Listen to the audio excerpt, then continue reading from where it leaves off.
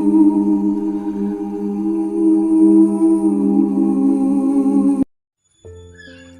ସଭାରେ ଗୋଟିଏ ଦୁଶାସନ କରିଥିଲା ଦ୍ରୌପଦୀ ବସ୍ତ୍ର ହରଣ, ଅଦ୍ୟପି ପୁଣି ସହସ୍ର ଦୁଶାସନ କବଳେ ରମଣୀ ପାଇଯେ କଷଣ।